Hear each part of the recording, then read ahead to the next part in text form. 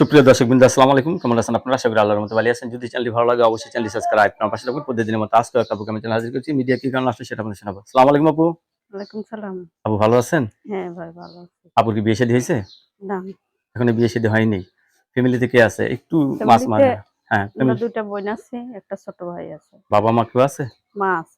মা আছে। আপনি কি কাজ করেন? বাসা বাড়ির কাজ করি। বাসা বাড়িতে কাজ করেন। ফ্যামিলির সমস্ত দায় দায়িত্ব আপনার। হুম। যে আপনার বিয়ে হয়ে চলে গেলে এই দায় দায়িত্ব নিবে কে? বিয়ে হয়ে চলে গেলে দায়-দায়িত্ব যে আমার বিয়ে করবে সে তার নিতে হবে। আমার তো ছোট ভাই, বড় ভাই নেই। ও, যে কিছু হলে পালন করতে হবে আরকি, ঠিক হুম। না? আহ লেখাপড়া করছেন কিছু?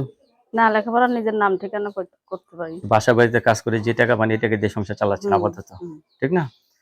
তো এখন আপনি বিয়ে বসতে চাচ্ছেন, আপনাকে দেখে তো অনেক মানে বউ চলে গেছে, বউ মারা গেছে, এই সমস্ত পুরুষরা যদি আপনাকে বিয়ে করতে চায়? সে যদি আমার দায়-দায়িত্ব নেয়, বউ চলে গেছে, সবাই তো আর এক না। এক না, ঠিকই আছে। আপনি রাজি আছেন? হুম। দর্শক, আপুর কথাগুলো শুনলেন। আপু অত্যন্ত সরল সোজা মানুষ। আপুর এখনো বিয়ে শাদী হয়নি, সংসারের বড় মেয়ে। আপু বিয়ে বসতে চায়, ছেলে যে বয়সেরও কোনো সমস্যা হবে না, ঠিক না? না। আপনার কাছে ধন্যবাদ। আমার চ্যানেল সময় দেওয়ার জন্য। পরবর্তী একটি ভিডিওর জন্য অবশ্যই অপেক্ষা করবেন।